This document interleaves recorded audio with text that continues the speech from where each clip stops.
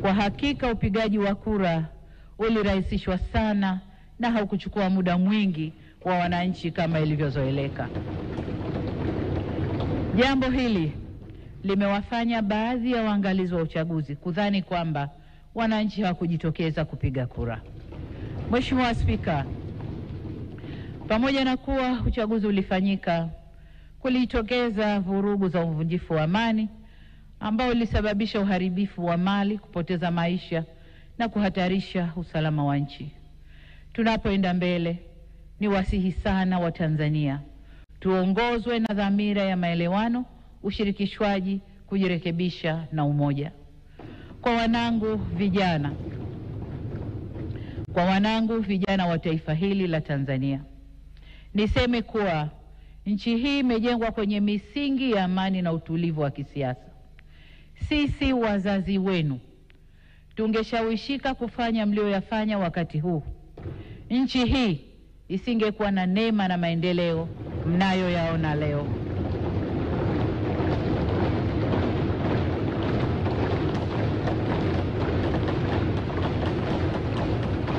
Mheshimiwa Spika, nataka nirudie hilo kwa wanangu vijana wa taifa la Tanzania.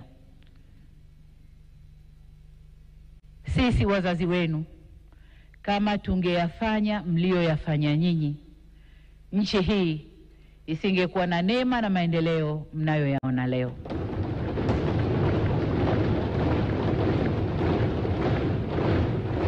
Hivyo ni wasihi sana wanangu vijana wa Tanzania, nchi hii ni yenu. Kwa shida zozote zile zinazowakabili, msikubali hata siku moja kushawishiwa kuichoma nchi yenu wenyewe.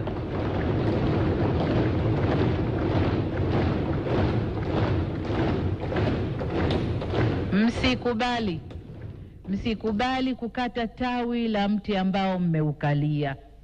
Msikubali kabisa. Hili nawaomba mlikatae kwa nguvu zenu zote. Ninyi ndio walinzi na wajenzi wa taifa hili, na wasihi kamwe msije kuwa wabomoaji wa taifa lenu. Mheshimiwa Spika, kuna wakati vijana hufuata mkumbo wa uhalifu kwa ushabiki. Ninatambua kwamba vijana wengi waliokamatwa na kushtakiwa kwa makosa ya uhaini hawakujua wanachokifanya. Nikiwa mama na mlezi wa taifa hili, ninavyoelekeza vyombo vya sheria na hasa ofisi ya mkurugenzi wa mashtaka kuangalia kiwango cha makosa yaliyofanywa na vijana wetu. Kwa wale ambao wanaonekana walifuata mkumbo na hawakudhamiria kufanya uhalifu, wawafutie makosa yao.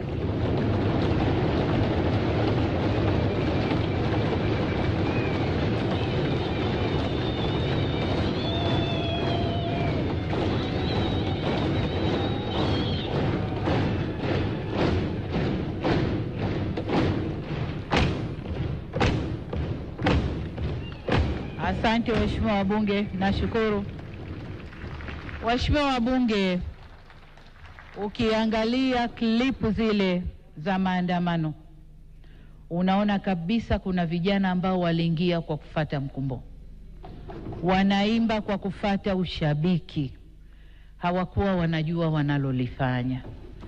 Kwa hiyo kama mlezi, kama mama, ndio maana naelekeza vyombo vya ulinzi na usalama, hasa ofisi ya DPP, kuchuja viwango vya makosa, na kwa wale waliofuata mkumbo basi waseme nao kisha wawaachie waende kwa wazazi wao.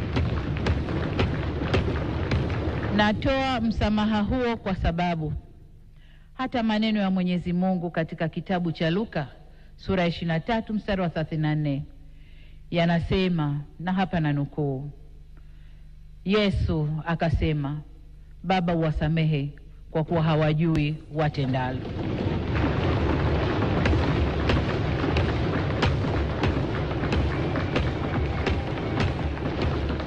Ndugu zangu wa Tanzania, tujifunze kutokana na mapito yetu. Hapana shaka kwamba Tanzania ni nchi inayofuata misingi ya kidemokrasia, ila neno demokrasia kamili inaweza kutafsiriwa kwenye mitazamo tofauti, haina formula moja. Kama taifa tunaendelea kujifunza na kujirekebisha. Hivyo basi sote kwa umoja wetu tunapaswa tuitumie fursa hii, tuendelee kujifunza, tujirekebishe na tukubaliane jinsi ya kuendesha nchi yetu kidemokrasia kwa kuzingatia tamaduni, mila na desturi zetu na sio za kuletewa.